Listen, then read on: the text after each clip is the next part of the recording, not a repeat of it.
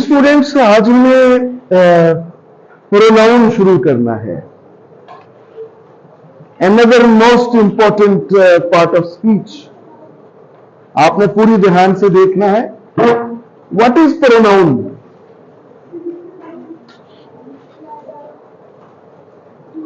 पूरी आपने इसको ना, ये जो पार्ट्स ऑफ स्पीच हम कर रहे हैं ना, ये आपकी समझ में आ गए तो बहुत कुछ आ जाएगा इंशाल्लाह। What is pronoun? What is pronoun? Any one of you?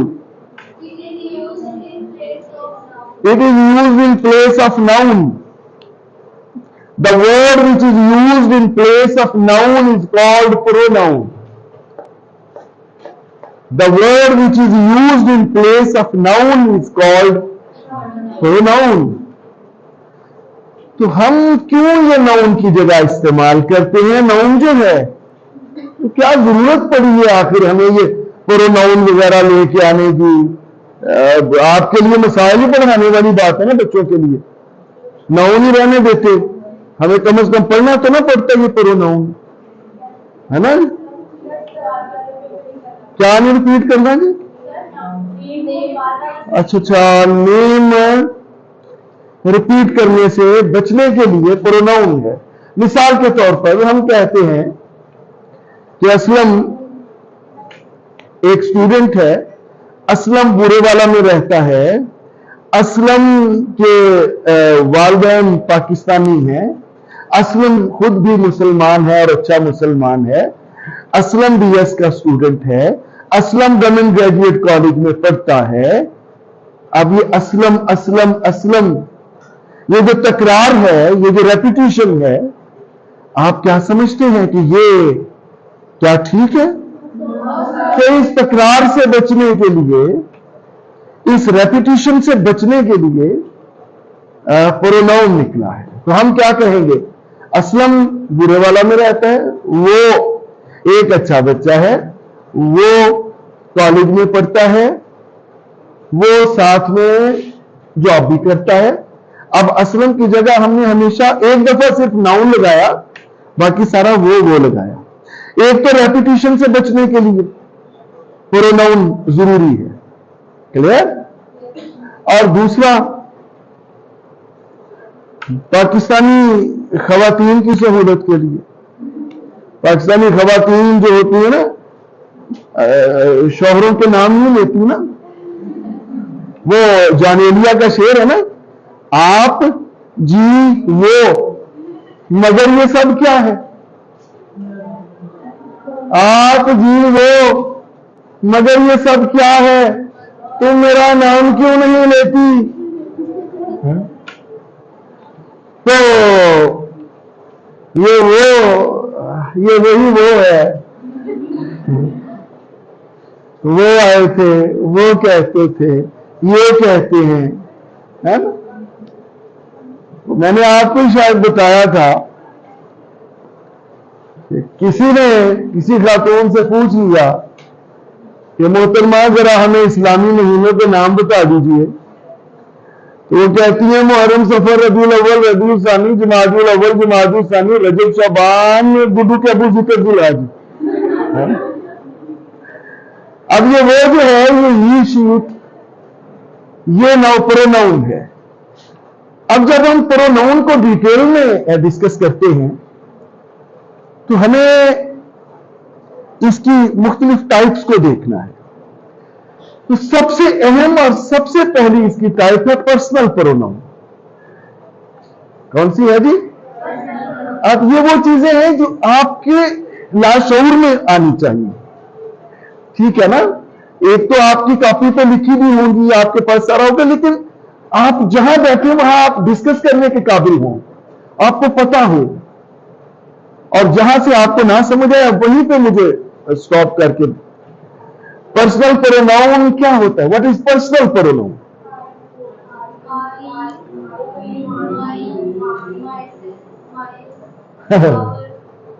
Okay, यानी the word which is used in place of the name of a person, है ना? The word which is used in place of the name of a person. अच्छा, अब मेरा नाम है मुजाहिद। मुजाहिद name of person है ना, इसकी जगह मैं क्या यूज करूंगा? अपने नाम के लिए मैं क्या यूज करूं? आई। बार बार मुजाहिद मुजाहिद तो नहीं यूज कर सकते। आई। क्लियर? अच्छा, अब आप हैं फर्ज कीजिए उस्मान। तो उस्मान मैं आपको क्या कह के मुखातिब करूंगा? क्या कह के करूंगा जी? यू। ठीक है। और जो यहां नहीं है, चलो एक मिनट, जो यहां नहीं है, यानी आप सब तो मौजूद है ना, आप सबको जिसको भी मैं मुखातिब करूंगा यू कह के करूंगा। जो यहां पे सीरत है, फर्ज कीजिए सीरत आज नहीं आई, तो हम सीरत को क्या कह के मुखातिब करेंगे? शी। क्लियर? मुस्लिम आज नहीं है, फर्ज कीजिए, हम उसे क्या कह के मुखातिब करेंगे? ही। अब जितने भी स्टूडेंट जो नहीं आए, उन सबको इकट्ठे मुखातिब करना हो तो क्या कह के करेंगे? दे। ये है पर्सनल प्रोनाउन। अब इस पर्सनल प्रोनाउन को हम 3 कैटेगरीज में तकसीम करते हैं। Number 1 first person. ये आप साथ साथ छोटे छोटे नोट लेते जाते हैं ना। Number 1 first person. Who is the first person? Speaker is the first person. Speaker, बोलने वाला। देखिए, मैं यहां स्पीकर हूं ना, आप लिसनर हैं। I am the speaker. तो मैं स्पीकर हूं, मैं अपने आप को क्या कह के मुखातिब करूंगा? आई कह के करूंगा ना। यानी जब स्पीकर खुद को मुखातिब करता है तो वो आई कहता है, आई फर्स्ट पर्सन। और अगर स्पीकर ज्यादा हो तो वो क्या कह के खुद को मुखातिब करेंगे? वो क्या कहेंगे जी? वी। यस, हम। वी जो है ये फर्स्ट पर्सन है। आई और वी ये स्पीकर है, they are first person. Second person कौन होता है? सेकंड पर्सन वो होता है who the speaker is talking to, जिससे स्पीकर बात कर रहा है। मैं किससे बात कर रहा हूं? आप सबसे कर रहा हूं ना। अच्छा, अब आपसे बात करते हुए मैं आपको क्या कह के मुखातिब करूं? यू कह के कर रहा हूं। You is the second person. यानी जो मेरे जो स्पीकर के मुखातिब हैं, जो स्पीकर के ऑडियंस हैं, जो एड्रेसीज हैं, उन्हें यू कह के मुखातिब करते हैं, तो वो यू जो है ये सेकंड पर्सन है। ये पिछला फैन बंद नहीं कर देंगे?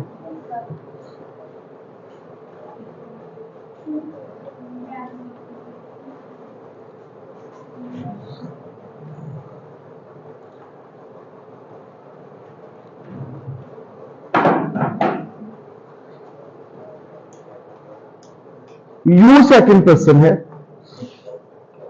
ये देखिएगा चल रहा है, यू सेकंड पर्सन है। अब थर्ड पर्सन कौन होता है? थर्ड पर्सन वो होता है, हाँ जी, हाँ, जिसके who the speaker is talking about. देखिए, who the speaker is talking to ये सेकंड पर्सन है, but the person who the speaker is talking about is third person.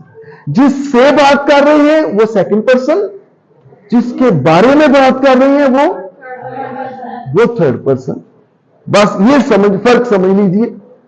Speaker बात करने वाला अपने लिए फर्स्ट पर्सन, जिससे बात कर रहा है टॉकिंग टू सेकंड, और talking about third person.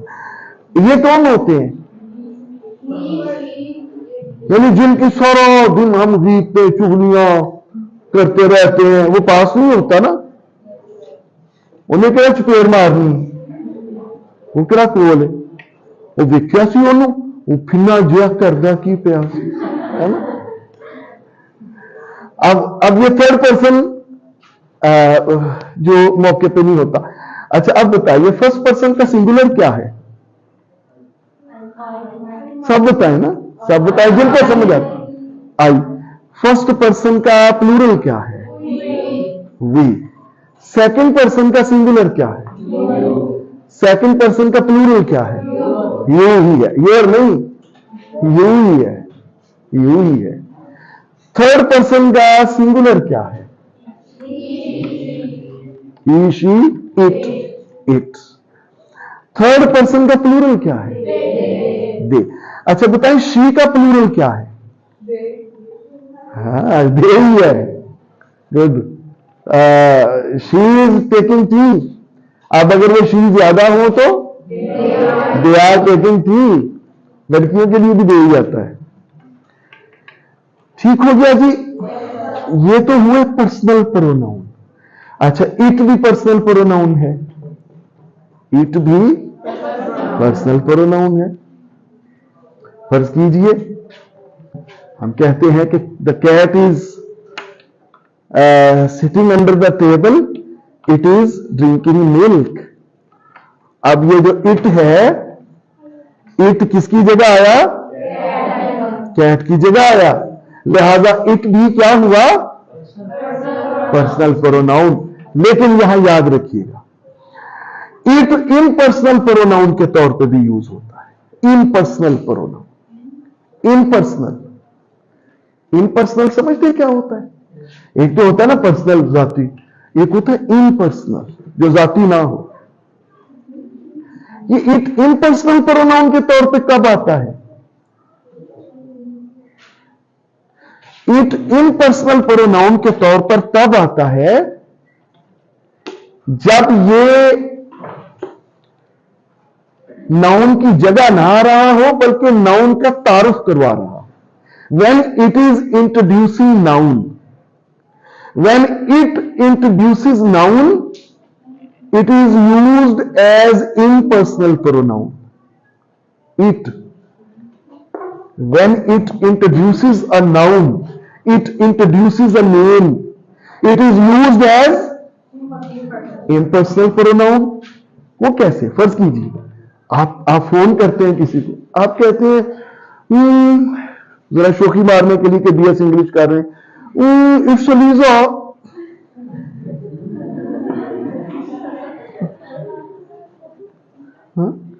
It's ELISA. अच्छा अब इट्स यहां पे क्या, इट जो है यानी it is ELISA, it is ELISA. अब यहां पे जो इट आया है क्या ये किसी नाउन की जगह आ रहा है, बताए ना, सोच के बताए ना। ये नाउन को इंट्रोड्यूस करवा रहा है, यहां पे इट की क्या पोजीशन होगी, इम्पर्सनल प्रोनाउन होगा। क्लियर, आज आपको वो लाइफ नजर नहीं आ रही जो होती है, समझ आ रही है या नहीं आ रही चीजें, आर यू गेटिंग।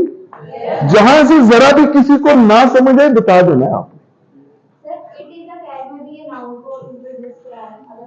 नहीं हम इट इज अ कैट तो कह नहीं रहे, मैंने तो यूं बोला था there is a cat, the cat is under the table, it is drinking milk. आप देखिए the cat is under the table, it is drinking milk, यहां पे क्या है, नाउन की जगह पे है ना, यहां पे कौन सा इट प्रोनाउन है। अच्छा अगर आप वाली बात, आप वाला जुमला बोले इट इज अ कैट, यहां पे इट क्या है, यहां पे इम्पर्सनल प्रोनाउन है, यहां पे इट ने कैट को इंट्रोड्यूस करवाया। क्लियर। बिल्ली को, बिल्ली भी दो तरह की होती है ना, हाँ जी अमूमन लड़कियों का नाम भी बिल्ली होता है ना, बिल्ली आई सी कल। तो ये है impersonal pronoun. You got the point. यहां तक चीजें क्लियर। सोच लें, I just give you 30 seconds to think over. अगर कोई क्वेश्चन है या कंफ्यूजन है तो आप पूछें, सोचें। पर्सनल प्रोनाउन इट होता है जी, यानी हम इट को फर्क करेंगे, इट का एज ए पर्सनल या इनपर्सनल प्रोनाउन। जब इट किसी नाउन को रिप्लेस कर रहा होगा ना, नाउन की जगह आ रहा होगा, तो ये पर्सनल प्रोनाउन होगा। इसकी मिसाल मैंने आपको दी, एक और दे देता हूं।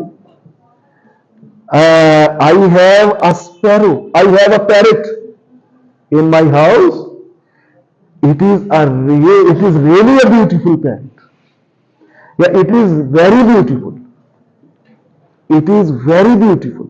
I have a parrot in my house, it is very beautiful. अब यहां पे जो इट है किसकी जगह आ रहा है? पैरेट की जगह आ रहा है ना, नाउन की जगह आ रहा है ना। यहां पे ये क्या होगा? पर्सनल प्रोनाउन होगा। अगर मैं कहता हूं कि yes it's Mujahid Sajjad, may I talk to Hamza, it's Mujahid Sajjad, may I talk to Hamza. अब ये जो इट्स मुजाहिद या इट इज मुजाहिद सज्जाद है, मुजाहिद तो मैंने आगे खुद कह दिया ना, नाउन तो बोल दिया। अब यहां का इट आप ये तो नहीं कह सकते कि ये नाउन की जगह आया, ऐसे ही है ना। यहां पे तो ये नाउन के तारुफ के लिए आ रहा है, समझे। यहां पे ये क्या होगा? यहां पे ये इनपर्सनल प्रोनाउन होगा। क्लियर हो गई जी? क्लियर बात? चले आगे। अब पर्सनल प्रोनाउन कि हम जरा केसेस डिस्कस कर रहे हैं, which is very very important. Personal pronouns को आप 3 केसेस में डिवाइड करते हैं, 3 cases. Number 1 subjective case. Subjective case को हम नॉमिनेटिव केस भी कहते हैं। क्लियर? सब्जेक्टिव केस को क्या कहते हैं जी? Nominative case. सेकंड है पोजेसिव केस। पोजेसिव केस, ठीक है जी। इसे क्या कहते हैं? इसे हम एक्यूजिटिव केस भी कहते हैं। एक्यूजिटिव, ACQUISITIVE, शायद यही स्पेलिंग होगी। एक्यूजिटिव केस भी कहते हैं पोजेसिव केस। और थर्ड है ऑब्जेक्टिव केस। ऑब्जेक्टिव केस, बातें नहीं गर्ल्स। ऑब्जेक्टिव केस को हम जेनेटिव केस भी कहते हैं। वहां पे जेनेटिव पॉजेसिव था ना, यहां पे हम ऑब्जेक्टिव केस को जेनेटिव केस भी कहते हैं। अब आपने जरा समझना है कि सब्जेक्टिव केस क्या है, पॉजेसिव क्या है और ऑब्जेक्टिव क्या है। देखिए, जब प्रोनाउन बतौर, अच्छा ये ज़हन में रखना है आपने कि फिक्रे में जो प्रोनाउन और नाउन है, ये या तो सब्जेक्ट बनकर आता है या ऑब्जेक्ट बनकर आता है, और इनकी कोई सूरत नहीं होती। क्लियर? जब नाउन बतौर सब्जेक्ट आ रहा है हमेशा, तो ये सब्जेक्टिव केस में आएगा। जब नाउन बतौर ऑब्जेक्ट आ रहा है, pronoun, sorry, thank you very much, जब प्रोनाउन बतौर ऑब्जेक्ट आ रहा है, तो ये कौन सा केस आएगा? ऑब्जेक्टिव केस आएगा। और जब प्रोनाउन किसी की मलकियत को जाहिर कर रहा है, तो ये पोजेसिव केस आएगा। अब देखना है हमें क्या है। अच्छा, सब्जेक्टिव केस, ही का सब्जेक्टिव केस क्या है? He subject. देखिए ना, he writes a pen, he writes a letter, he writes a letter. अब यहां पे सब्जेक्ट क्या है? काम करने वाला होता है ना सब्जेक्ट। कौन काम कर रहा है? तो ये सब्जेक्ट के तौर पे प्रोनाउन आया ना, लिहाजा ये सब्जेक्टिव केस में ही आएगा। क्योंकि ये सब्जेक्ट बनकर आया है, लिहाजा ये ही जो है ये सब्जेक्टिव केस में ही आएगा, जो कि ही है। इसी तरह देखिए शी। पहले आप ये देख लें कि केसेस हैं क्या। इनके तीन केसेस है। सब्जेक्टिव केस है कि he, she, it, they, you, I. Clear? ये सब्जेक्टिव केस है, यानी I, you, he, she, it, they. ये सब्जेक्टिव, वी, बिल्कुल ये सब्जेक्टिव केस है भाई। क्लियर? ऑब्जेक्टिव केस क्या है? ऑब्जेक्टिव केस है ही का हिम, शी का हर, यू का यू, आई का मी, वी का अस है, वी का अस, आई का मी, वी का अस, दे का देम। क्लियर? ये ऑब्जेक्टिव केस है। हाँ जी, मैं रिपीट करता हूं। आई, हाँ जी, दे का देम, इट का इट, इट का इट, आई का मी, वो यू का, वी का, ही का, शी का, दे का, इट का। ये है ऑब्जेक्टिव केस। क्लियर? अब चलिए पोजेसिव केस की तरफ। पोजेसिव दो तरह का होता है। पोजेसिव दो तरह का होता है। आई का एक तो है माई, एक माइन। M I clear? देखिए ना, मलकियत को जाहिर कर रहे हैं ना, माई टेबल, माई पेन। मलकियत को हम बड़ी आकड़ से बोलते हैं ना, it is my house, it is my pen, it is my book, है ना, कहता है ना मलकियत को जाहिर, या this book is mine. Clear? अच्छा, अब वी का पोजेसिव क्या है? आवर। क्या है जी? आवर। और इसका दूसरा पोजेसिव क्या है? आवर्स, एस अपोस्ट्रोफ कॉमा लगा के, आवर्स। ठीक है? यू का योर या योर्स, आप एप्लीकेशन में लिखते हैं योर्स ट्रूली, योर्स। अच्छा, इस तरह हिज का हिज, हिज का हिज, ही का सॉरी बिल्कुल, ही का हिज, और हिज ही दूसरा आ गया, आखिर में कॉमा लगा दें, एस के बाद कॉमा लगा देंगे तो हर का, सॉरी शी का हर, और दूसरा हर्ज, हर्ज। दे का देयर और देयर्स, इट का इट्स, और बस। ये है पोजेसिव, सब्जेक्टिव, पोजेसिव और ऑब्जेक्टिव। जी, दे का देयर देयर्स, दे का देयर देयर्स, ही का हिज और हिज। जब आप आखिर में कॉमा कर देंगे ना अपोस्ट्रोफी एस, तो फिर ये दूसरा। अब जरा पोजेसिव को समझ लीजिए। सब्जेक्टिव ऑब्जेक्टिव की तरफ हम फिर आएंगे। ये जो बड़ी अहम बात है जो अब बताने लगा।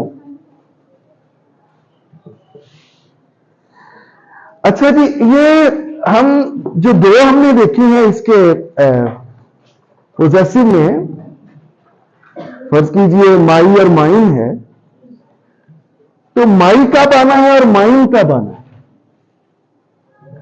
आप ये याद रखना है और समझना है। माई उस वक्त आना है जब जेरे मलकियत चीज माई के फौरन बाद आ जाए। जिस चीज की मलकियत का आप दावा कर रहे हैं ना, वो अगर फौरन बाद आ जाएगी तो फिर ये माई आएगा। मसलन my pen, my house, my book. Clear हो रहा है? जिनको नहीं हो रहा बताएं, जिनको नहीं क्लियर हो रहा बताएं। ये कि जो ये माई, योर, हिज, ये उस वक्त आता है, जो पहली फॉर्म है इसकी, जो पहली शक्ल है, वो उस वक्त आती है जब मलकियत वाली चीज इसके फौरन बाद आ रही है। क्लियर? ये चल रहा है। हाँ। जब मलकियत वाली चीज इसके फौरन बाद आ रही है, आपको समझ आई थी बात? माई पेन, माई हाउस। अगर मलकियत वाली चीज पहले आ जाए और आपने प्रोनाउन बाद में लगाना हो, तो फिर दूसरी किस्म का प्रोनाउन आएगा, यानी माइन, योर्स, आवर्स। ठीक है। मसलन मैं कहता हूं this book is, this is my book, this house is, मैं कहता हूं कि ये हमारा घर, दिस इज, सभी बताए ना जिनको समझ आए। This house is ours. अब फर्ज करें हम कहते हैं कि ये उसका घर है, this is her house, this house is hers. अब ये इस लड़के का घर है, this is his house, this house is his. अब फर्ज करें हम कहते हैं कि ये उनका घर है, this is their house, this house is theirs. हाँ जी, हिम तो ऑब्जेक्टिव केस है ना, हम तो यहां पे पोजेसिव की बात कर रहे हैं। हिम तो वहां है ना जहां ऑब्जेक्ट, मतलब हम कहते हैं ऑब्जेक्ट क्या होता है? ऑब्जेक्ट होता है ना जिस पर काम हो रहा हो, कि हम कहते हैं कि वो उसको 10 रुपए देता है, ही गिव्स हिम 10 रुपीज, चूंकि वहां उसको दे रहा है, जिसको दे रहा है उस पर काम हो रहा है ना, तो ये ऑब्जेक्टिव केस इस पर आएगा। यहां हम बात कर रहे हैं पोजेसिव की। अब एक और चीज जाते जाते समझा दूं आपको, जो पहली शक्ल है पोजेसिव की, जो पहली शक्ल है पोजेसिव की, वो प्रोनाउन नहीं है, वो एडजेक्टिव है। That is adjective. इसे आप कह सकते हैं पोजेसिव एडजेक्टिव। एडजेक्टिव क्या होता है?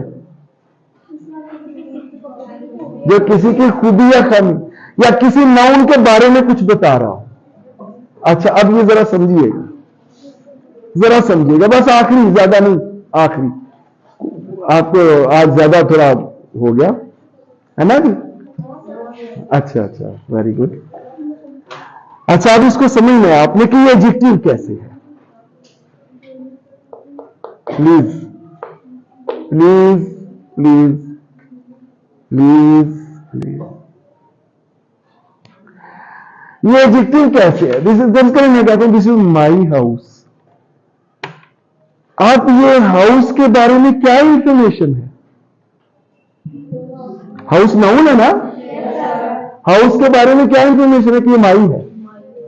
तो यहां पे माई चूंकि नाउन के बारे में इंफॉर्मेशन दे रहा है, लिहाजा ये क्या होगा? ये पोजेसिव एडजेक्टिव होगा। प्रोनाउन तो वो होता है ना जो नाउन की जगह आ रहा हो। यहां पे ये नाउन की जगह नहीं आ रहा, यहां पे ये नाउन के बारे में इंफॉर्मेशन दे रहा है, माई हाउस। अच्छा, अगर मैं कहूं दिस हाउस इज माइन, फिर ये प्रोनाउन है, फिर ये प्रोनाउन है।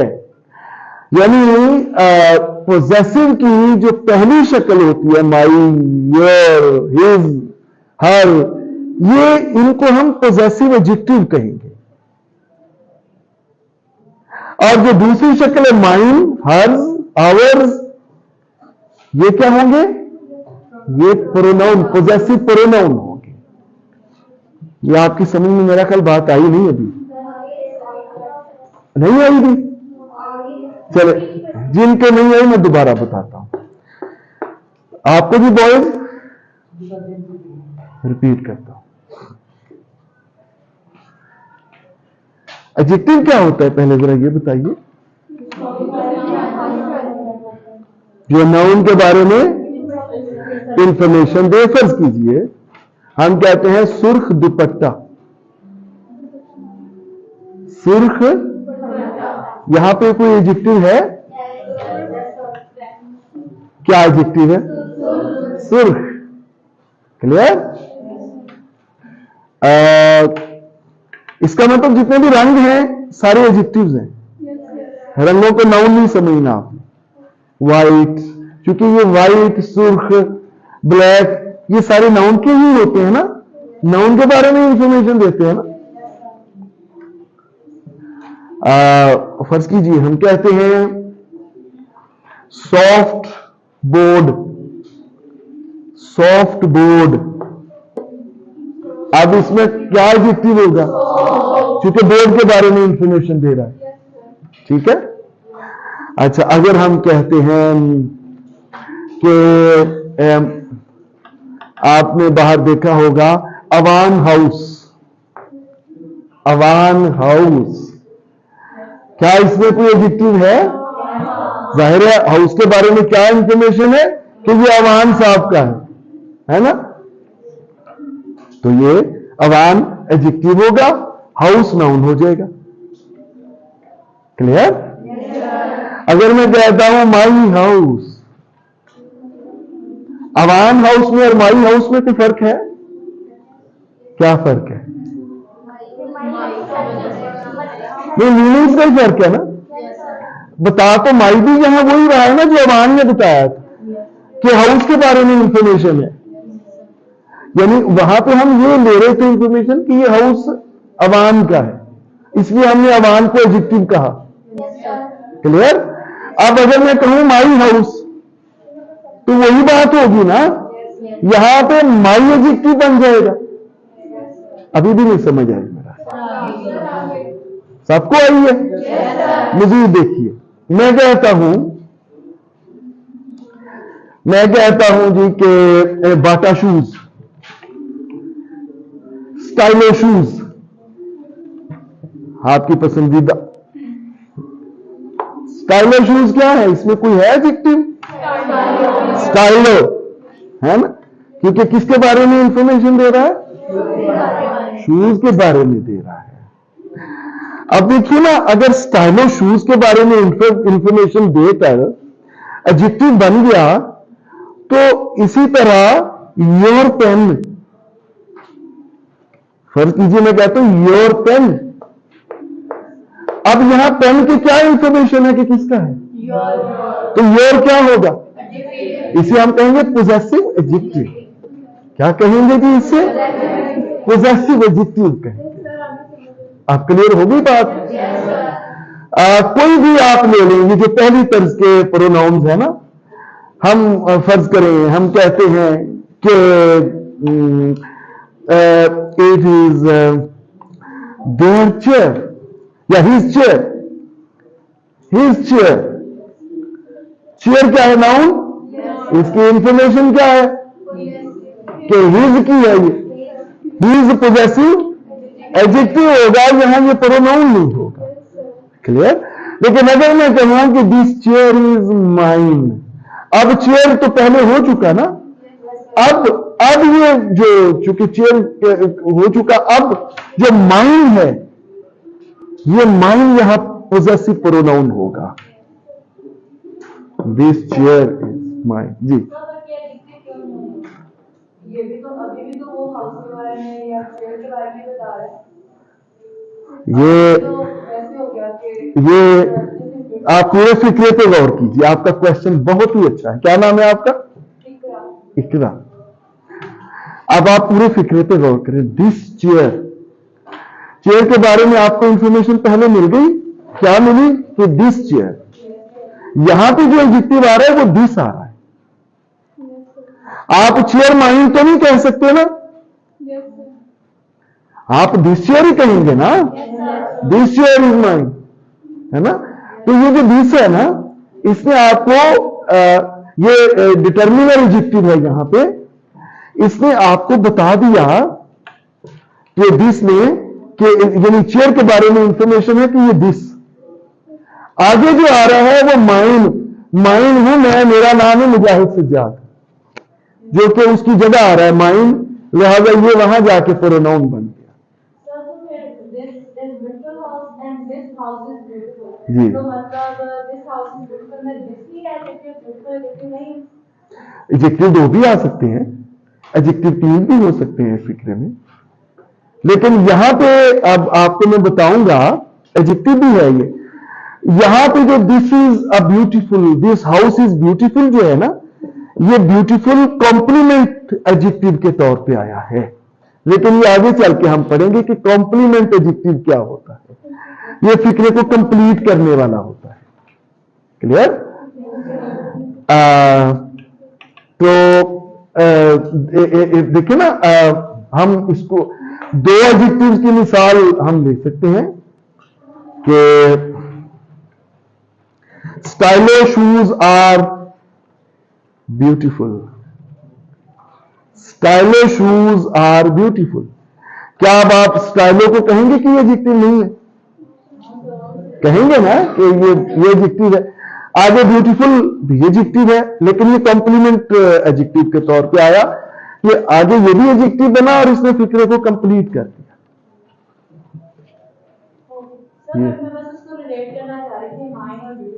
जी जी, माइन, देखिए माइन और ब्यूटीफुल को रिलेट नहीं किया जा सकता। दिस क्योंकि ब्यूटीफुल किसी नाउन की जगह नहीं आ रहा ना, माइन एक नाउन की जगह आ रहा है। क्या ब्यूटीफुल किसी नाउन की जगह आ रहा है? यहां पे इस पे आप गौर करें। क्या ब्यूटीफुल किसी नाउन को रिप्लेस कर रहा है? जबकि माइन तो मेरे नाम को रिप्लेस कर रहा है ना। आप कह सकते हैं कि दिस चेयर इज मुजाहिद, ठीक है। क्या ब्यूटीफुल का भी आप ऐसा कोई सब्स्टिट्यूट ला सकते हैं? नहीं ला सकते ना।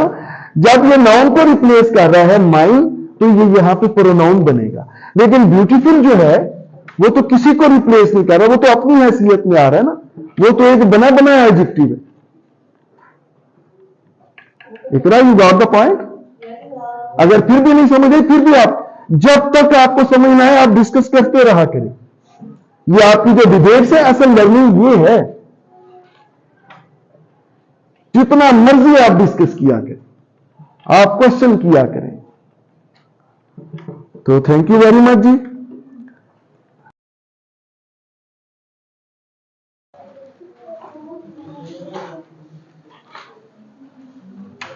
पोजेसिव, सब्जेक्टिव, पोजेसिव और ऑब्जेक्टिव केसेस देखे थे, और आपको ये बताया था कि जो पोजेसिव केस होता है उसकी जो फर्स्ट कैटेगरी होती है my, your, his, their, our, ये पोजेसिव एडजेक्टिव होते हैं। और जबकि जो दूसरी कैटेगरी होती है पोजेसिव प्रोनाउंस की, प्लीज नो टॉकिंग, वो होती है mine, ours, yours, his, hers, theirs. जी, ये होते हैं पोजेसिव प्रोनाउन। जो पहली वाली कैटेगरी वो पोजेसिव एडजेक्टिव होते हैं, ये पोजेसिव प्रोनाउन होते हैं। You got the point? अब हम चलते हैं आगे जी।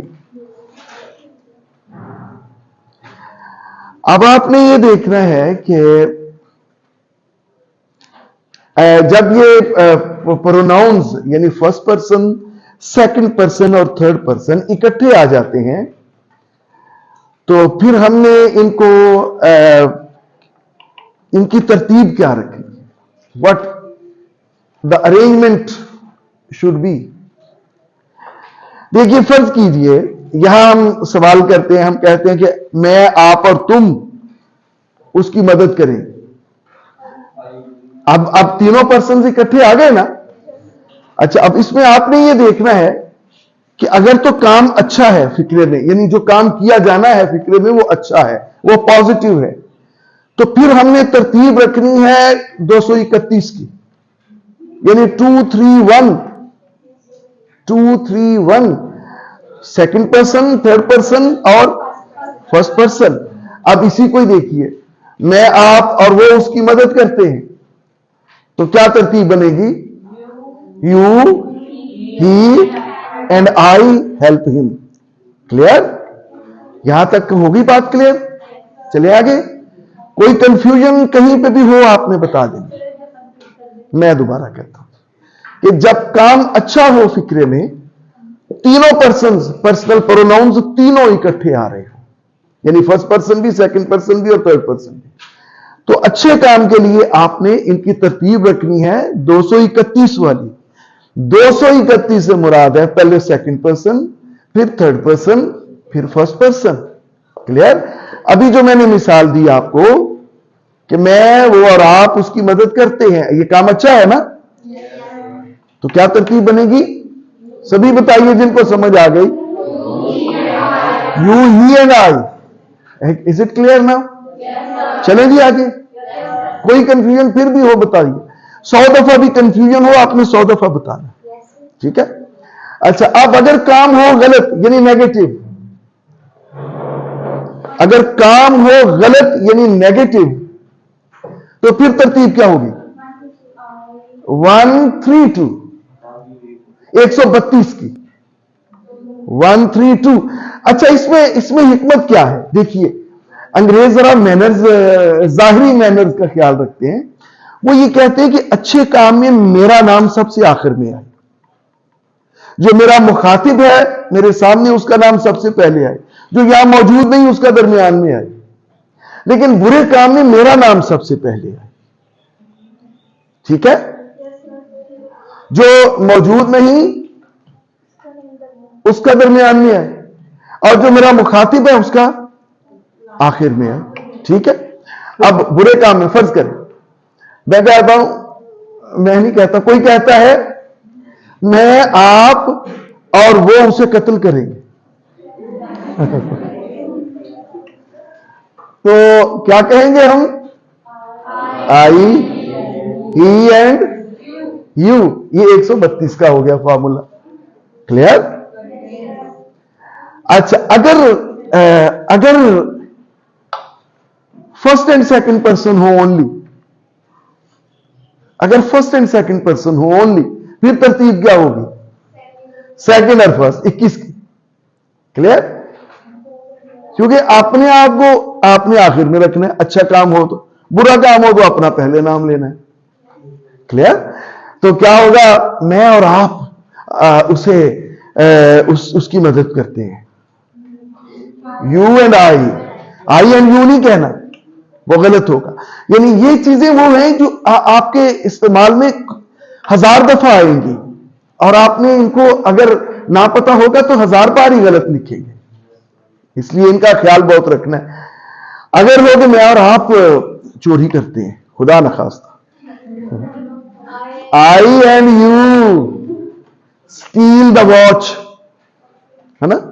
घड़ी चोरी करते हैं, घड़ी चोरी करते हैं। अच्छा, अगर वो फर्स्ट और थर्ड पर्सन आ रहे हो, फिर क्या करेंगे? फिर थर्ड और फर्स्ट को लेके आएंगे 31 का, है ना? मैं और आप उसकी मदद करेंगे। ही एंड आई, समझे है ना? ही एंड आई। मुन्ना, मैं और आप मुन्ने की मदद करेंगे। He and I will help Munna, वह है ना? चुन्ना मुन्ना दो चूजे थे। एक दिन दोनों घर से निकले, दाना चुगने बाग में आए। चुन्ने ने मुन्ने को देखा, दोनों ने कीड़े को पकड़ा, जोर से पकड़ा, जोर से खींचा। कीड़ा बाहर खींचता आया, खींचता आया, खींचता आया, बाहर निकल आया तो क्या देखा? इतना मोटा ताजा चूहा। चुन्ना मुन्ना डर कर भागे, चुन्ना पीछे, मुन्ना आगे, है ना? तो ये इस तरह से हमने आपके नाउन और प्रोनाउन की भी प्रैक्टिस किया करनी है। आपको मैं दिया करूंगा पोएम्स, इंग्लिश भी, उर्दू भी, सॉन्ग्स भी, आप उसमें से एक्टिविटी किया करेंगे, जैसे एक दी है पिछले। अब तरतीब समझ में आ गई थी आपके? प्रोनाउन की, पर्सनल प्रोनाउन की तरतीब समझ में आ गई ना? Any confusion?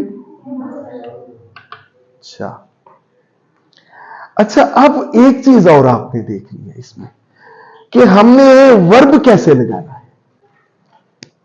वर्ब कैसे? वर्ब क्या होता है? इज आर एम वर्ब है ना? फर्ज करें हम तीनों पर्सन लिख रहे हैं, मैं, आप और वो डॉक्टर हैं। ठीक है, करें, कैसे करेंगे इसकी इंग्लिश? पहले तो तरतीब सही लगाएं। You he and I, you he and आई, क्या आगे आएगा? एम आएगा जी। चूंकि ये जमा है, यू ही एंड आई कितने हैं? तीन जमा होते हैं ना, इनके साथ आर आएगा अगर आखिर में एंड आ रहा है तो। याद रखिएगा, अगर आखिर में एंड आ रहा है तो एक से जायद अगर प्रोनाउंस आएंगे तो उनके साथ जमा वर्ब आएगा, यानी आर। इसी तरह देखिए, आई, ही एंड यू काम कर रहे हैं, डैश वर्किंग, क्या आएगा जी?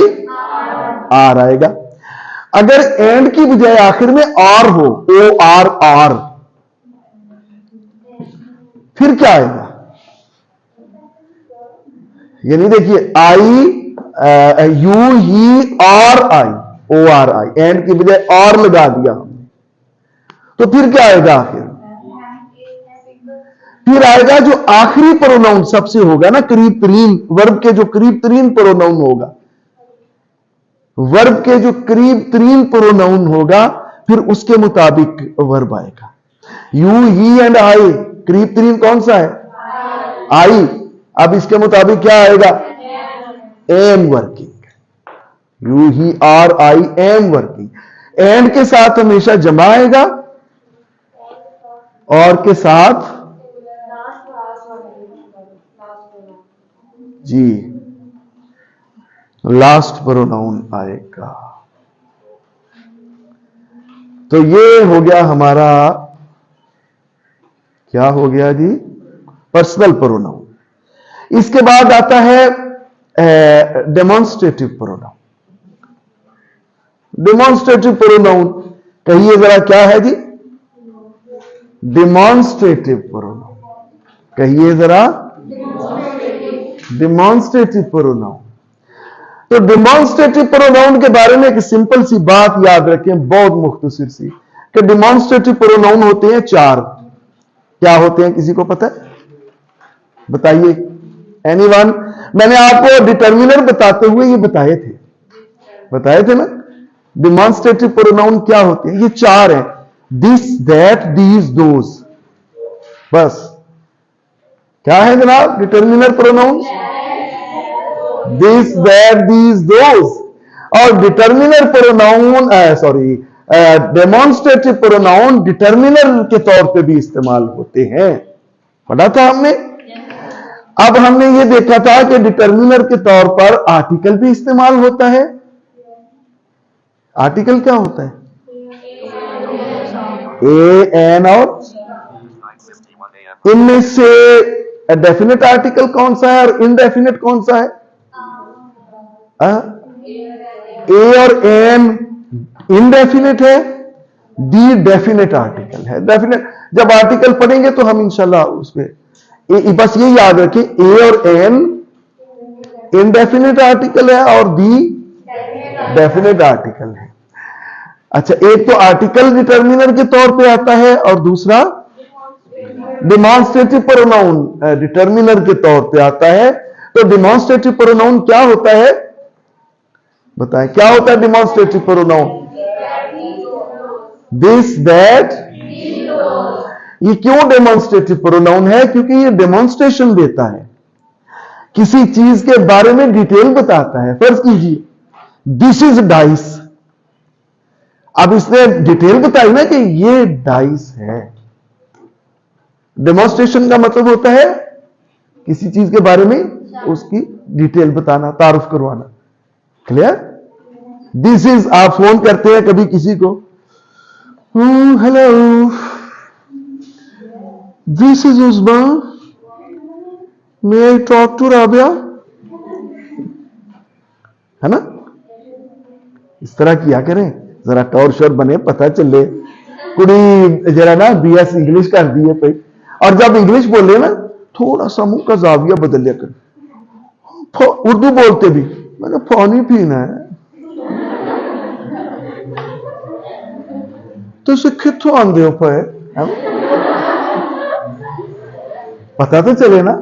क्यों जी? बॉयज वैसे ऐसा नहीं करते, नहीं ना करते, बेचारे सादा से होते हैं, प्लेन सी गुफ्तगू होती है हमारी, हम बॉयज की। मैं तो ये डेमोन्स्ट्रेटिव प्रोनाउन है। नेक्स्ट है जी रिफ्लेक्सिव प्रोनाउन। जी हाँ जी, ये इतना ही है बस। नेक्स्ट है रिफ्लेक्सिव प्रोनाउन। हमने बाकी तेजी से गुजार लिया ना, और उनको इतनी जहां डिटेल की जरूरत होगी मैं आपको जरूर दूंगा इंशाल्लाह। रिफ्लेक्सिव प्रोनाउन लफ्ज निकला है रिफ्लेक्शन से। रिफ्लेक्शन क्या होता है? अक्स। वो अक्स बन के मेरी चश्मे तर में रहता है। अजीब शख्स है, पानी के घर में रहता है ना? अजीब शख्स है, अजीब शख्स है पानी के घर में। तो अब रिफ्लेक्सिव प्रोनाउन देखिए, आप इसकी इंग्लिश में डेफिनेशन अगर लिखना चाहें तो reflexive pronoun is a pronoun in which shows the reflection of subject in the object, which shows the reflection of subject in object, जो सब्जेक्ट का रिफ्लेक्शन ऑब्जेक्ट में दिखाता है। अच्छा, आप सब्जेक्ट क्या होता है? काम करने वाला, यानी परफॉर्म करने वाला। ऑब्जेक्ट क्या होता है? जिस पर काम हो, रिसीव करने वाला। क्लियर? अच्छा, थोड़ा सा बताइए, वो चाय पीता है, नहीं, इसमें सब्जेक्ट क्या है? सब्जेक्ट। काम कौन कर रहा है चाय पीने का? वो टी कर रही है काम। टी बेचारी तो बेजान है, उसने क्या काम करना है? काम करने वाला, चाय पीने वाला सब्जेक्ट होगा ना। वो कौन है? ही। जरा गौर से प्लीज, गौर से, 1 मिनट, नो टॉकिंग। एक देखिए, और हम क्रिकेट खेलते हैं, हम क्रिकेट खेलते हैं, इसमें सब्जेक्ट क्या है? हम।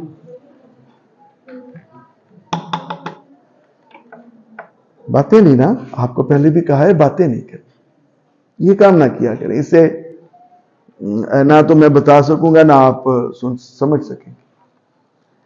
यू गॉट द पॉइंट जी? सब्जेक्ट क्या होता है? अच्छा,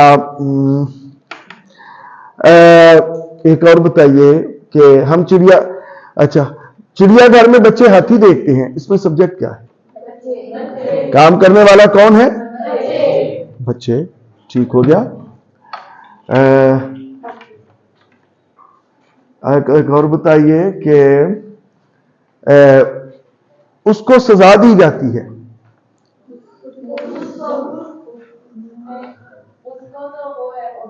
ऑब्जेक्ट है, दैट इज। किसने बताया? इकरा जुल्फकार ने बताया होगा। ये आपको पूरा नाम इकरा जुल्फकार ही है ना? इकरा, इकरा जुल्फकार है आपका नाम जी। अच्छा, यहां पे तो जिसको सजा मिल रही वो तो रिसीव कर रहा है ना सजा। रिसीव करने वाला ऑब्जेक्ट होता है, ठीक है। हम कहते हैं उसको टीचर से सजा मिल रही है, सब्जेक्ट क्या होगा? काम करने वाला कौन है? बस ये याद रखना है आपने, बहुत कॉन्शियस रहना है। आपको ये पता हो कि कौन परफॉर्म कर रहा है और कौन उस काम को रिसीव कर रहा है, कौन ऑब्जेक्ट है और कौन सब्जेक्ट है, ये आपको पता होना चाहिए। अब रिफ्लेक्सिव प्रोनाउन में क्या होता है कि जो सब्जेक्ट होता है ना, जो काम कर रहा होता है, उसी का काम ऑब्जेक्ट में झलकता है सेल्फ लगाकर। इसमें हम सेल्फ का इजाफा करते हैं। मिसाल के तौर पर, he will write this essay himself, he will write this essay, या he will write it himself, he will write it himself। इसमें सब्जेक्ट क्या है? ही है ना? सभी बताए ना जिनको पता है, अगर नहीं पता तो पूछें। दो ही काम करें, या जवाब दें या सवाल करें, ठीक है ना? अगर आपको पता है तो मेरी बात का जवाब दें, अगर नहीं पता तो आप मुझसे पूछें। आपके पास तीसरा ऑप्शन कोई नहीं है। क्लियर जी? तो बताइए इसमें सब्जेक्ट क्या है? He will write it himself. अब हिमसेल्फ ही का ही अक्स है ना, ही का ही रिफ्लेक्शन है, इसलिए हिमसेल्फ रिफ्लेक्सिव प्रोनाउन होगा यहां। You got the point? She will iron the clothes herself, या she irons the clothes herself. She subject है, रिफ्लेक्सिव प्रोनाउन क्या है? क्योंकि उसमें किसका अक्स नजर आता है आपको? शी का, सब्जेक्ट का, इसलिए ये होगा reflexive pronoun. I will sing myself, I subject होगा, तो रिफ्लेक्सिव प्रोनाउन क्या होगा जी? Myself. तो थैंक यू वेरी मच। बाकी इंशाल्लाह कल देखेंगे जी।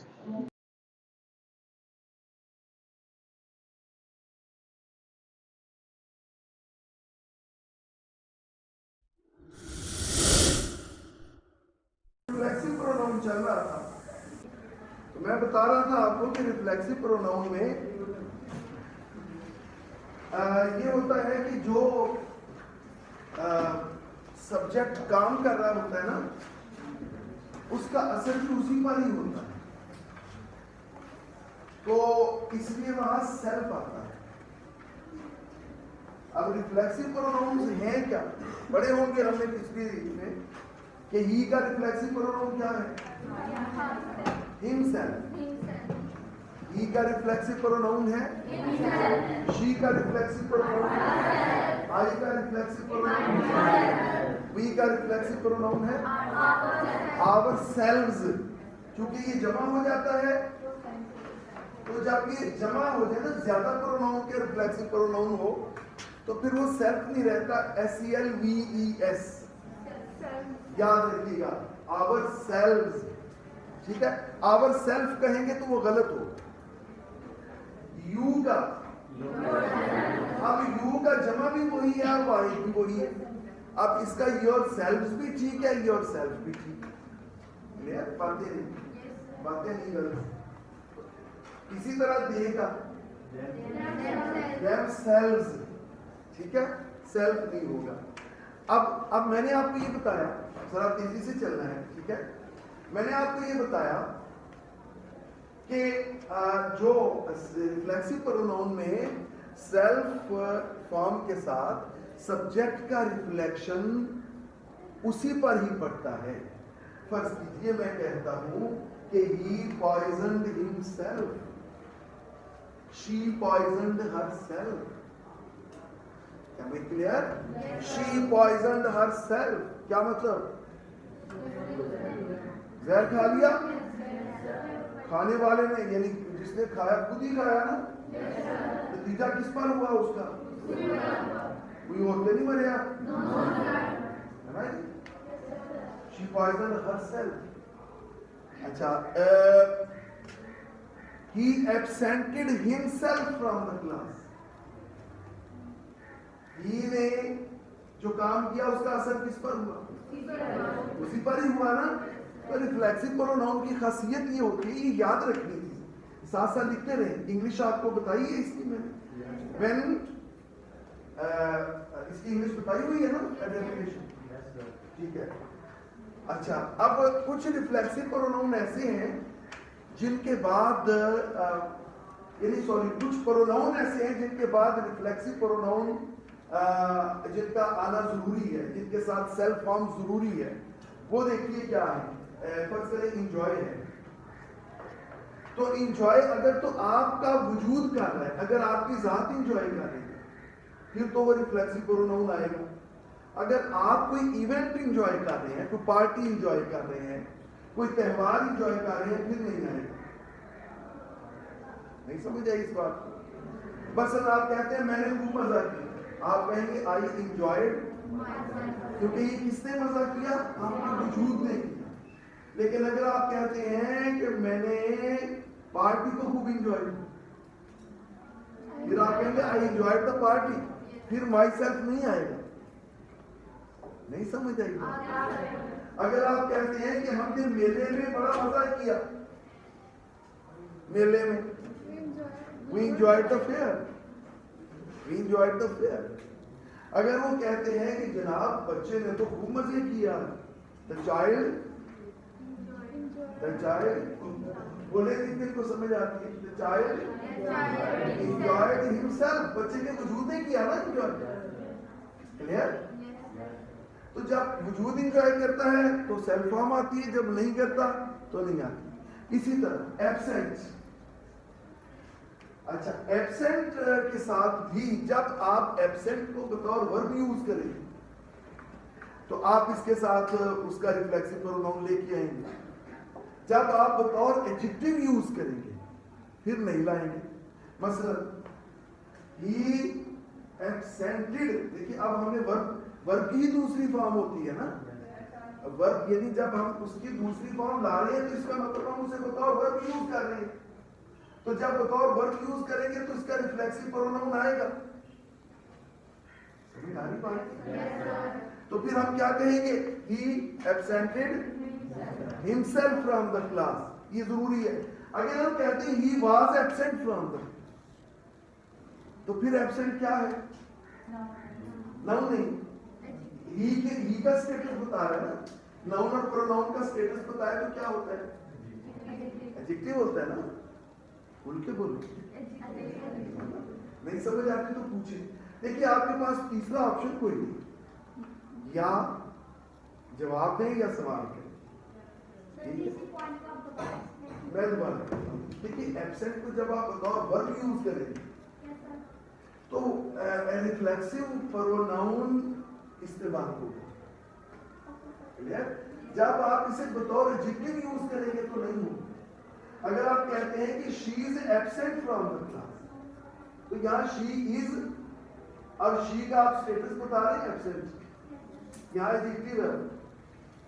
अगर आप कहते हैं she absented herself from the class, अब एब्सेंटेड बतौर वर्ब यूज कर रहे हैं ना, यहां आप हरसेल्फ आएगा, she absented herself from the class, clear? यानी दो हो गए, इंजॉय, एब्सेंट। इनके बाद खास हालत में रिफ्लेक्सिव प्रोनाउन जरूरी है, क्लियर? यहां तक चले आगे। रिफ्लेक्सिव प्रोनाउन नहीं आप लगा रहे, फिर आप लगा रहे हैं एम्फेटिक प्रोनाउन। एम्फेटिक, इसकी तरफ मैं आता हूं, इसकी तरफ मैं आता हूं। एम्फेटिक प्रोनाउन में भी सेल्फ फॉर्म आती है, लेकिन उसका फिर मफहूम थोड़ा सा बदल जाता है। उसमें ही चले मैं आपको जाके आप बताई हूं कि एम्फेटिक प्रोनाउन वो होता है जिसमें सब्जेक्ट और ऑब्जेक्ट एक नहीं होते। सब्जेक्ट और ऑब्जेक्ट मुख्तलिफ होते हैं, लेकिन हम सेल्फ फॉर्म सिर्फ काम करने वाले पर जोर देने के लिए लगाते हैं। बात समझिए ना? एम्फेटिक का मतलब होता है जोर देना, एम्फिसाइज से, एम्फेसिस आपने लफ्ज सुना पड़ा होगा, इससे है एम्फेटिक प्रोनाउन या एम्फेटिक प्रोनाउन। एम्फेटिक प्रोनाउन वो होता है जिसमें आप सेल्फ फॉर्म लगाते हैं, लेकिन वो सेल्फ फॉर्म रिफ्लेक्ट नहीं करती सब्जेक्ट को। बस मैं कहता हूं I myself shall do this, I myself shall do this. अब ये बताइए जो माई सेल्फ मैंने यहां लगाया है, इसका मकसद क्या है? अगर मैं नहीं लगाता आई शैल डू दिस, तो भी तो फिक्रा है ना, आई शैल डू दिस। लेकिन अगर ये वो सूरत हाल है कि अगर मुझे कोई कहते हैं जनाब मैं कर देता हूं आपका काम, तो मैं क्या कहूंगा? No, I myself shall do this. हमें क्लियर? तो इसमें मैंने क्या किया? एम्फेसिस किया, जोर दिया कि मैं ही करूं। यहां पे ये रिफ्लेक्ट नहीं कर रहा सब्जेक्ट के काम को ऑब्जेक्ट पर, यहां पे ये काम करने वाले की पोजीशन पर जोर दे रहा है। ये एम्फेटिक प्रोनाउन है। तो जो आपने मिसाल दी है आयशा, ये एम्फेटिक प्रोनाउन है, यहाँ पे ये रिफ्लेक्सिव प्रोनाउन नहीं हो। I shall enjoy the party myself, ठीक है। आप अगर ये भी कह दें कि I shall enjoy the party तो फिक्रा मुकम्मल है, लेकिन जहां रिफ्लेक्सिव प्रोनाउन आना है, अगर आप वो नहीं लगाते तो फिक्रा मुकम्मल नहीं होगा। I shall enjoy the party myself, मैं खुद ही कर लूंगा एंजॉय, तुम जाओ जान छोड़ो।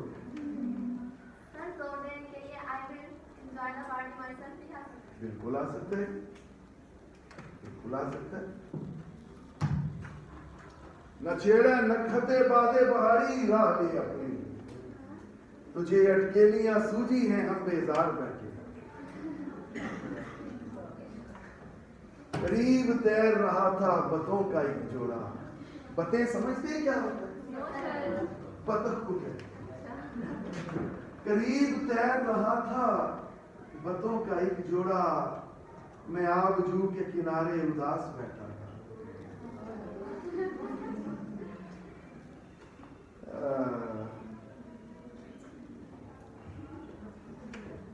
तुमने तो कह दिया कि मोहब्बत नहीं मिली, और मुझको ये भी कहने की मोहलत नहीं मिली।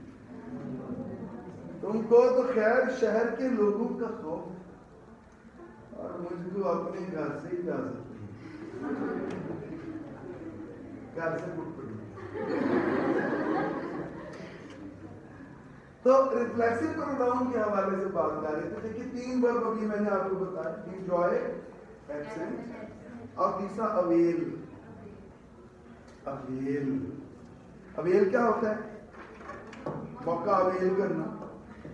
अब अगर आप ये कहते हैं आई शैल अवेल द अपॉर्चुनिटी, तो गलत है। I shall avail the opportunity.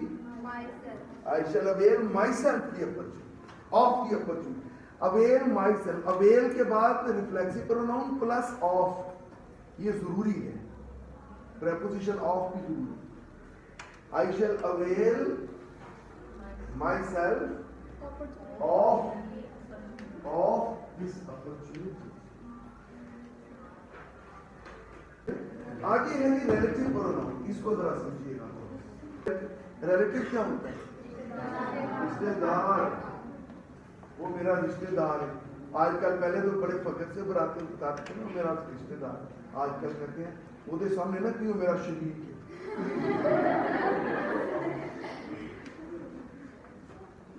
तो रिश्ते भी आजकल ये ना कि तू भी तो कोई गैर नहीं, गमगुसार है। रिश्तेदार गमगुसार ही होते हैं। तू भी तो कोई गैर नहीं, गमगुसार है। थोड़ी सी खाक तू भी मेरे सर में डाल।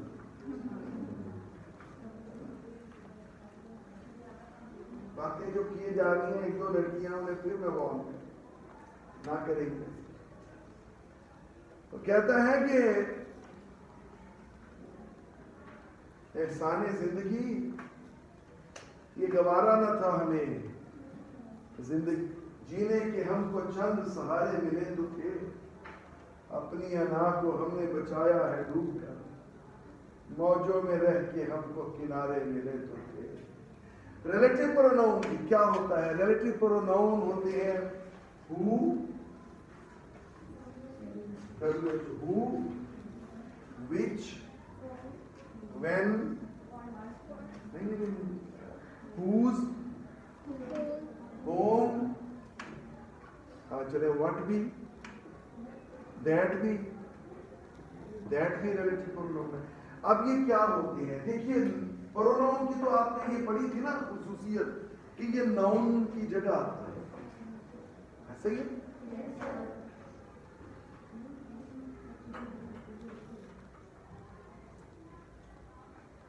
या फिर मैं रुक जाता हूँ या आप रुकते हैं।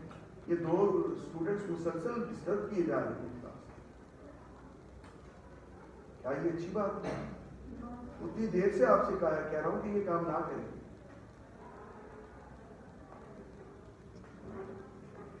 अच्छी रिवायत कायम करते हैं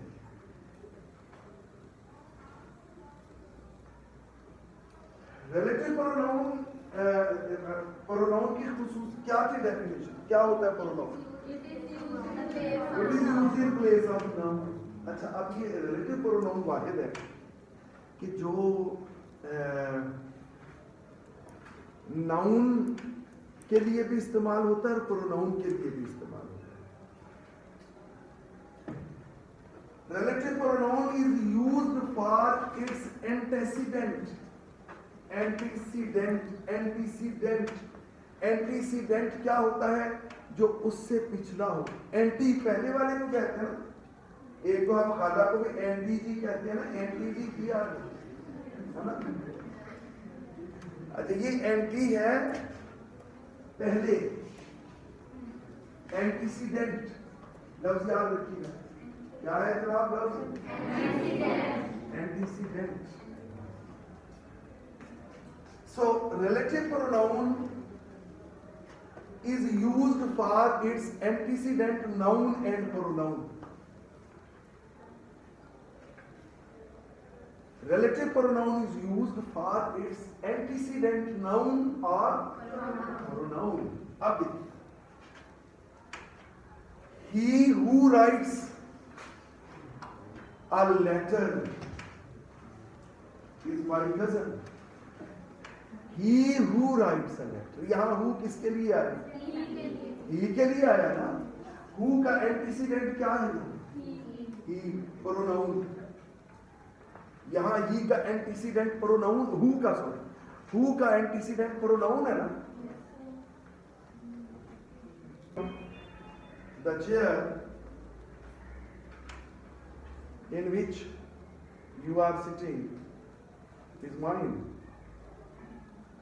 In which you are sitting है कोई रिलेटिव प्रोनाउन इसको? क्या इसका एंटीसीडेंट क्या है? चेयर, ये नाउन है। क्लियर? अच्छा, अब ये देखिए हम जो हु का इस्तेमाल करें, ही हु राइट्स है, हु प्रोनाउन का कौन सा केस है? चलिए बताएं, आप जो बताएंगे उनके लिए एक अच्छा सा चीज ऑफर। हु कौन सा केस है प्रोनाउन? Very good. नॉमिनेटिव कौन सा होता है?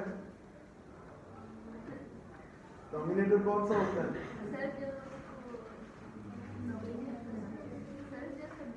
सब्जेक्टिव होता है। क्या नाम है आपका?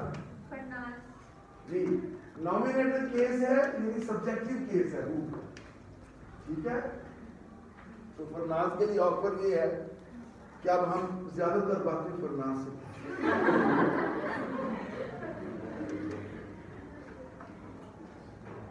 वॉइस आपको भी समझ आ रही है? कभी कभी अपने होने का एहसास दिलाती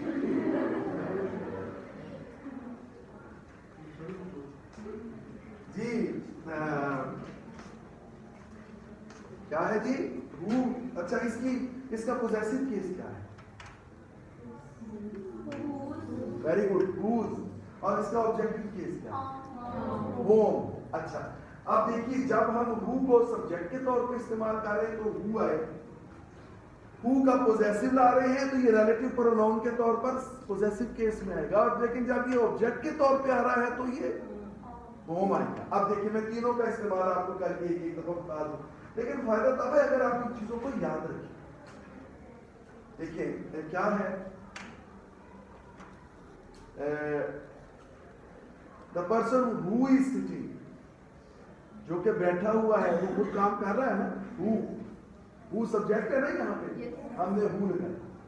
अच्छा, आगे देखिए,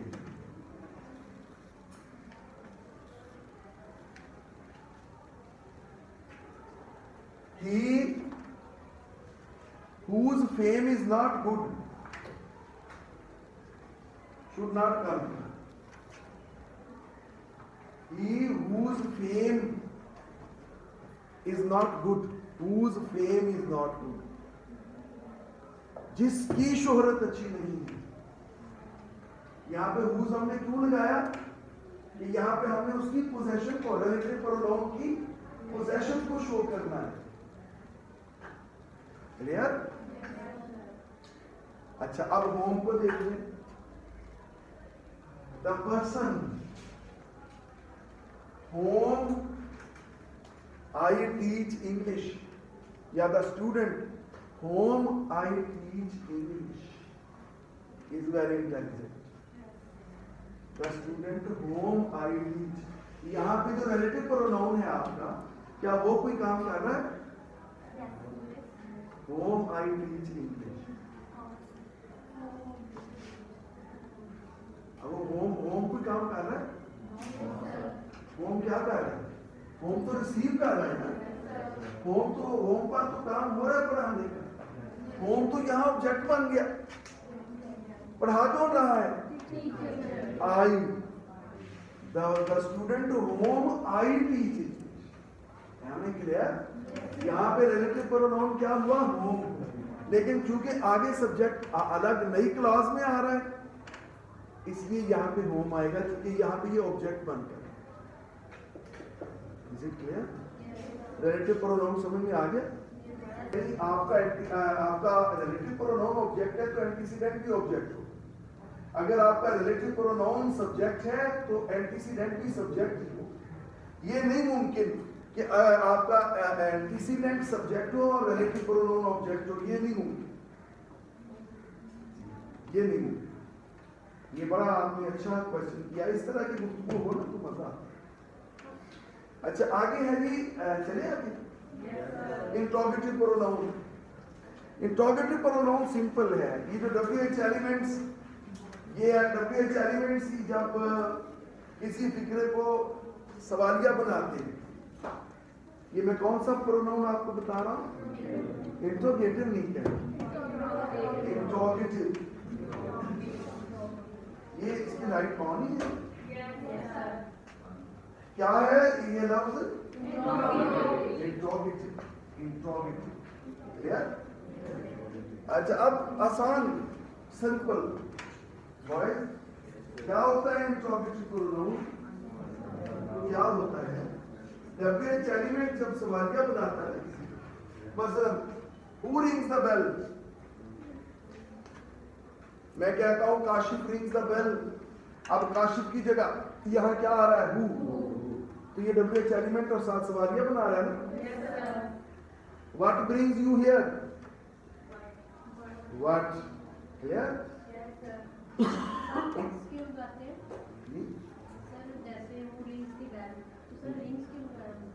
ये तो वर्ब है ना। हु हमेशा इस तरह जब इंट्रोगेटिव प्रोनाउन बन जाएगा ना, तो ये वाहिद उसका इस्तेमाल होता है, जमा में नहीं होता। तो जब वाहिद नाउन आएगा सब्जेक्ट में, तो प्रेजेंट इंडेफिनिट में वर्ब की पहली फॉर्म के साथ हम ऐसी एरियाज का इजाफा करते हैं। जब ट्रांसलेट करेंगे तो आपको बताऊंगा लगेगा। हां जी, यू गॉट द पॉइंट? ये समझ आ गया आपको? इंट्रोगेटिव प्रोनाउन आ गया समझ में? The WH elements which are used to make a sentence interrogative. WH element which is used to make a sentence interrogative is called interrogative pronoun. मसलन फिक्रा कहता है why does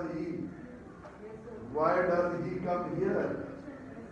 यहाँ पे तो आप देखेंगे इसमें जो WH एलिमेंट है वो नाउन की जगह नहीं आ रहा। यहाँ पे ये इंट्रोगेटिव प्रोनाउन नहीं है। जब ये इंट्रोगेटिव प्रोनाउन तब होगा जब ये नाउन को रिप्लेस। ये आपका बड़ा अच्छा क्वेश्चन है।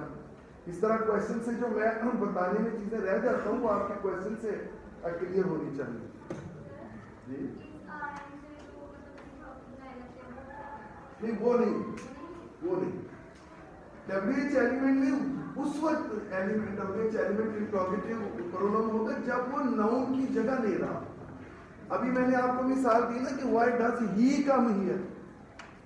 यहाँ पे तो प्रोनाउन है ना अपना, जो अपना उसका जाती प्रोनाउन है फिक्रे का ही। यहाँ पे ये वाई जो है ये इंट्रोगेटिव प्रोनाउन नहीं है। Clear?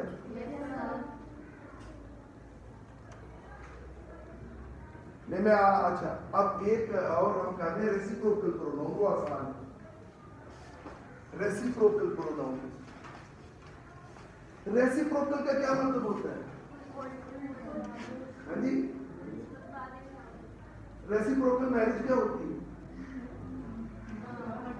What is a tradition? That is called reciprocal marriage. अब रेसिप्रोकल है सिर्फ दो प्रोनाउन, वन अनदर और ईच अदर, बस one another and each other. ये क्या है? Reciprocal pronoun. ये क्या है जनाब? वॉइस क्या है ये? रेसिप्रोकल। अब वन अनदर और ईच अदर में फर्क क्या है? वन अनदर और ईच अदर में फर्क क्या है? ईच अदर दो के लिए आता है, वन अनदर दो से ज्यादा के लिए आता है। The two girls are playing with each other. With one another नहीं आना, TWO2 है, दो है, तो playing with each other. All the girls are playing with one another. यहाँ ऑल द गर्ल्स है ना, ज्यादा है, तो यहाँ क्या आप लेके आएंगे? One another. ये men are playing together, the girls are playing together, ये तो एडजेक्टिव हो जाएगा ना, टुगेदर तो एडजेक्टिव हो जाएगा ना। The girls are playing, the girls are, कौन इकट्ठे कौन है? गर्ल्स नाउन है ना, तो जो नाउन के बारे में इंफॉर्मेशन देता है वो क्या होता है? वो एडजेक्टिव होता है। समझ आई बात आयशा? इकरा, सॉरी इकरा, समझ आई?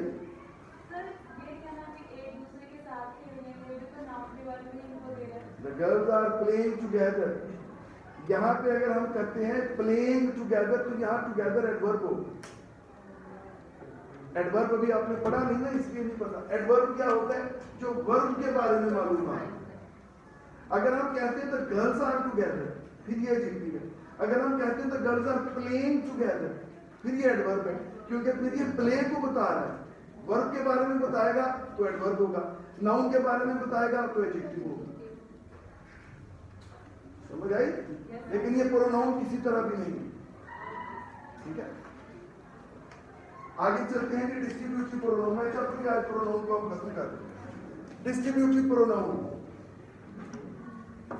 डिस्ट्रीब्यूटिव प्रोनाउन होता है जो चीजों को डिस्ट्रीब्यूट करते, डिवाइड करते। मसलन इसमें क्या आते हैं? Neither are, either are, each, none, any,